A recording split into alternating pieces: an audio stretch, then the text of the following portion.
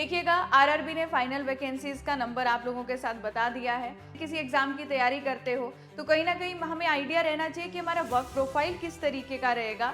अगर as a civil engineer मैं यहाँ पर बात करूँ तो हमारे पास किन किन डिपार्टमेंट्स को आप ज्वाइन कर सकते हो। आप वर्कशॉप डिपार्टमेंट है, देखिए इसमें क्या रहेगा कि पहली बात तो एक जगह वर्कशॉप जहाँ पर प्रोडक्शन और ये सब काम चल रहे होंगे, तो वर्कशॉप में ही आपका काम रहेगा। तो आप जब भी यहाँ पर ये चेक करेंगे कि मैं कौन सा डिपार्टमेंट यहाँ पर फिल करूँ, तो एक आइडिया आपको इन सारे डिपार्टमेंट्स का होना चाहिए।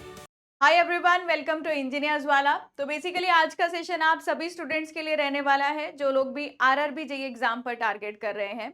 देखिएगा, आरआरबी ने फाइनल वैकेंसीज का नंबर आप लोगों के साथ बता दिया है और आप लोग ऑलरेडी कुछ टाइम से पहले से प्रिपेयर भी कर रहे होंगे, या आप में से कुछ स्टूडेंट्स होंगे जो अपनी प्रिपरेशन अभी जस्ट स्टार्ट कर रहे होंगे। देखिएगा, आरआरबी जेईई एग्जाम जब आप क्वालिफाई करते हो तो आप लोग यहाँ पर डिफरेंट अलग अलग डिपार्टमेंट्स ज्वाइन कर सकते हो। तो आज की वीडियो में मैं आपको एक जनरल आइडिया देने वाली हूँ कि आरआरबी जेईई एग्जाम क्वालिफाई करके आप लोगों को कौन कौन से डिपार्टमेंट्स यहाँ पर मिलते हैं और उन डिपार्टमेंट्स में किस तरीके का काम आपको देखने को मिलता है।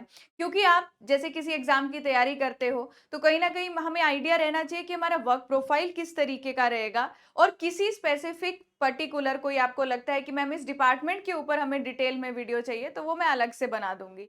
तो आज के सेशन में हम लोग मेनली डिपार्टमेंट्स के बारे में बात करेंगे और उनकी एक जॉब प्रोफाइल के बारे में हम यहाँ पर जानेंगे। अगर एज ए सिविल इंजीनियर मैं यहाँ पर बात करूँ तो हमारे पास किन किन डिपार्टमेंट्स को आप ज्वाइन कर सकते हो आरआरबी जेईई एग्जाम निकालने के बाद।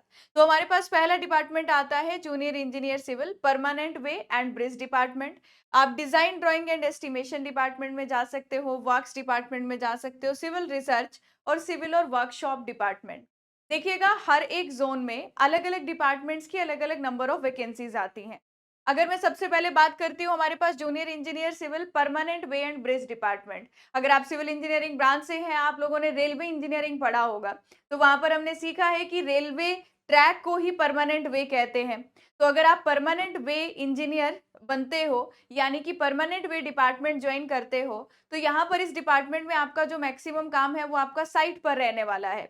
परमानेंट वे यानी कि जैसे मान लीजिए कोई एक स्टेशन है, उसके आसपास के कुछ किलोमीटर्स का जो ट्रैक है वो आपको असाइन कर दिया गया है। वहां पर अगर कोई भी नए तरीके की कंस्ट्रक्शन होनी है या फिर कोई मेंटेनेंस का काम होना है, उसको आपको देखना होगा। तो परमानेंट वे डिपार्टमेंट हो गया या ब्रिज डिपार्टमेंट हो गया।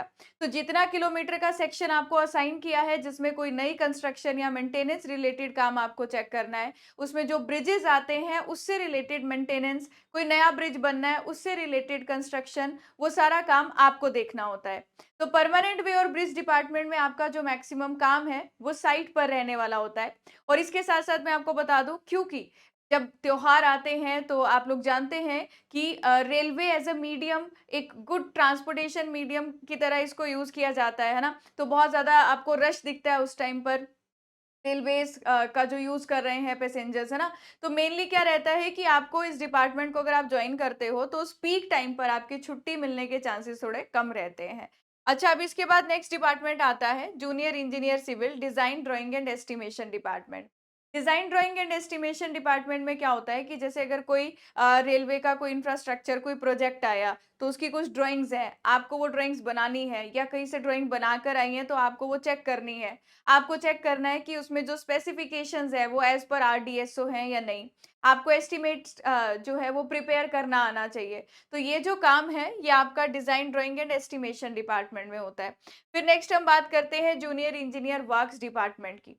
वर्क्स डिपार्टमेंट क्या है कि जैसे मान लीजिए आप इस डिपार्टमेंट को ज्वाइन करते हो, तो जो आपके जैसे डिविजनल हेडक्वार्टर्स हैं या फिर आपने रेलवे ट्रैक्स पर जैसे प्लेटफॉर्म्स देखे होंगे, जैसे डिविजनल हेडक्वार्टर्स हो गए, प्लेटफॉर्म्स हो गए, वहां पर अगर आपको कंस्ट्रक्शन और मेंटेनेंस का काम होगा तो वो आपको वर्क्स डिपार्टमेंट में देखना होगा।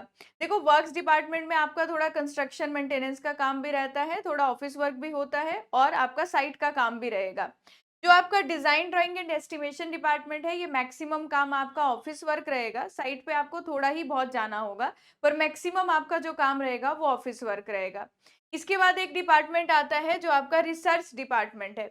देखिएगा, आप में से कुछ लोग ऐसे होंगे जो आरआरबी जेईई एग्जाम दे रहे होंगे, लेकिन आपको पढ़ाई में यानी कि रिसर्च में इंटरेस्ट है।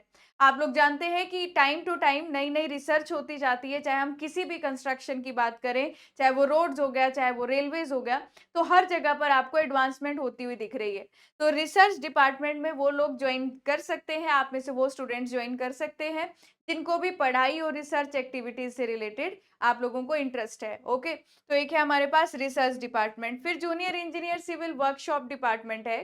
जो वर्कशॉप डिपार्टमेंट है, देखिए इसमें क्या रहेगा कि पहली बात तो एक जगह वर्कशॉप जहां पर प्रोडक्शन और ये सब काम चल रहे होंगे, तो वर्कशॉप में ही आपका काम रहेगा।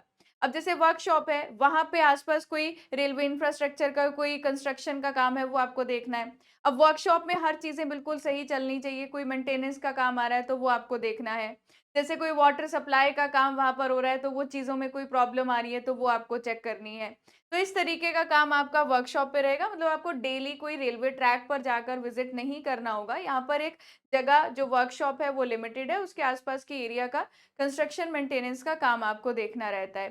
तो ये कुछ डिपार्टमेंट्स हैं जो आप आरआरबी जेईई एग्ज़ाम क्वालीफाई करके जॉइन कर सकते हो, और जैसे मैंने आपको बताया, आपके ज़ोन में हर एक डिपार्टमेंट्स में अलग-अलग नंबर ऑफ वैकेंसीज़ आई होंगी। तो आप जब भी यहाँ पर ये चेक करेंगे कि मैं कौन-सा डिपार्टमेंट यहाँ पर फिल करूँ, तो एक आइडिया आपको इन सारे डिपार्टमेंट्स का होना चाहिए। अगर आप किसी एक डिपार्टमेंट में इंटरेस्टेड है और उसके बारे में और डिटेल जानना चाहते हैं, तो कमेंट सेक्शन में ज़रूर बताइएगा। उस पर एक डिटेल वीडियो बनाने की मैं पूरी कोशिश करूँगी। और अगर आपको आरआरबी जेईई एग्ज़ाम रिगार्डिंग और कोई डाउट्स हैं, कोई क्वेरीज़ हैं, आप मेरे साथ टेलीग्राम ग्रुप पर जॉइन हो सकते हो। मेरा टेलीग्राम ग्रुप है सिमरन मैम पीडब्ल्यू, टेलीग्राम पर सर्च करोगे तो वहाँ पर आ जाएगा।